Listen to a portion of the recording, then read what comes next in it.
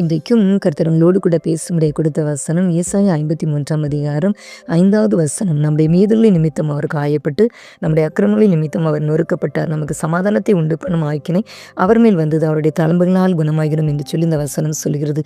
இன்றைக்கும் கேட்டுக்கொண்டிருக்கிற குடும்பத்தின் பிள்ளைகளாகிய உங்கள் ஒவ்வொருவரோடு கூட கர்த்தர் பேசுகின்றார். நம்முடைய மீறுதலின் நிமித்தம், நம்முடைய அக்கிரமங்களின் நிமித்தம் அவர் நொறுக்கப்பட்டார்.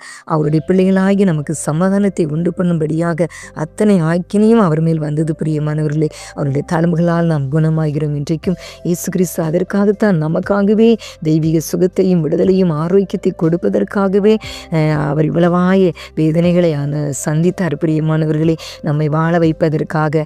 அப்படியானால் இன்றைக்கு கூட ஒருவேளை இந்த வார்த்தையை கேட்டுக்கொண்டிருக்கிற குடும்பத்தின் பிள்ளைகள் யாராக இருந்தாலும், ஒருவேளை உங்கள் சரீரத்தில் ஏதோ ஒரு வியாதியோ பலவீனங்களோ உங்களை வேதனைப்படுத்தி கொண்டு இருக்கிறதோ, எந்த நோய்கள் உங்களை வேதனைப்படுத்தி கொண்டு இருக்கிறதோ, ஒருவேளை உங்கள் குடும்பத்தின் நபர்கள் ஒருவேளை குடும்பத்தில் உள்ள யாராவது ஒருவேளை பாதிக்கப்பட்டிருக்கிறாங்களோ, அது நிமித்தம் நீங்கள் வேதனைப்பட்டு இருக்கிறீங்களோ, கண்ணீர் வடித்து கொண்டு இருக்கிறீங்களோ, டாக்டர்களால் கைவிடப்பட்ட நிலைகளில் இருக்கின்றீர்களோ, உங்கள் பெருமூச்சினால் திகைத்து நின்று கொண்டு இருக்கிறீங்களோ, யார் எங்களுக்கு விடுதலை கொடுக்க முடியும்? எங்கள் குடும்பத்தில் எப்படிப்பட்ட கண்ணீரோடு இருக்கிறோமே, ஐயோ என் பிள்ளைக்கு இப்படி இருக்கிறது, ஐயோ என் பிள்ளைக்கு கண்ணு தெரியல, என் பிள்ளைக்கு நடக்க முடியலை, என் பிள்ளைக்கு பேச முடியலை, என் பிள்ளைக்கு இப்படிப்பட்ட ஒரு பொல்லாத ஒரு நோய் வந்து விட்டது என்று சொல்லி கலங்கி கண்ணீர் வடித்து கொண்டு இருக்கிற பெற்றோர்களே, ஆண்டவருடைய சமூகத்தில் உங்கள் கண்ணீரை ஊற்றிவிடுங்கள். பிரியமானவர்களே, உங்களுக்காக இயேசு கிறிஸ்து நொறுக்கப்பட்டாரே, அவருடைய தடும்புள்ள கரமும் உங்கள் குடும்பத்தின் நபரை தொடும், வியாதிகளை நீக்கும், சுகப்படுத்தும், அற்புதத்தை செய்யும். பிரியமானவர்களே, இயேசு சிலுவையிலே சுமந்தார், நோய்களை எல்லாம் சுமந்தார். உங்களுக்காக தழும்பை ஏற்றுக்கொண்ட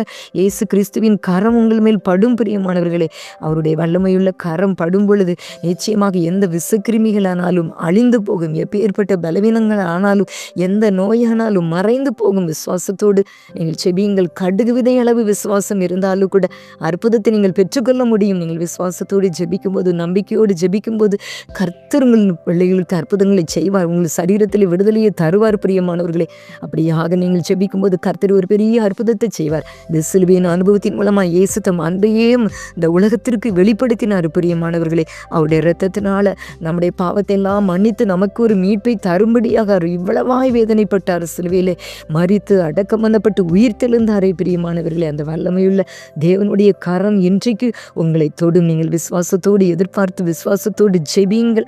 கர்த்தரை நோக்கி பாருங்கள்.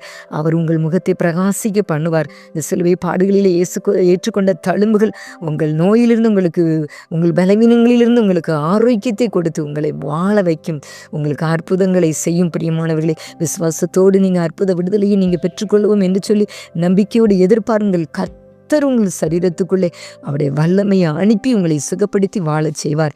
உங்கள் குடும்பத்துக்குள்ளே எத்தனையோ நாட்கள் கண்ணீரோடு இருக்கிறீங்களே, வேதனையோடு இருக்கிறீங்களே, பிசாசின் போராட்டத்தோடு நிம்மதியற்று போய் இருக்கிறீங்களே, ஐயோ ஏன் பிறந்தேன், ஏன் இந்த உலகத்திலே வாழ்கிறேன், ஏன் இந்த கஷ்டம், ஏன் இந்த நெருக்கம், ஏன் இந்த பாடு என்று சொல்லி கண்ணீர் வெடிக்கிற குடும்பத்தின் பிள்ளைகளை பார்த்து தான் கர்த்தர் இன்றைக்கு உங்களோடு கூட பேசுகின்றார். பிரியமானவர்களே, கலங்காதீங்க. எந்த ஒரு காரியம் உங்களை வேதனைப்படுத்தி கொண்டு இருக்கிறதோ அந்த காரியத்தை கர்த்தரிடத்தில் சொல்லுங்க.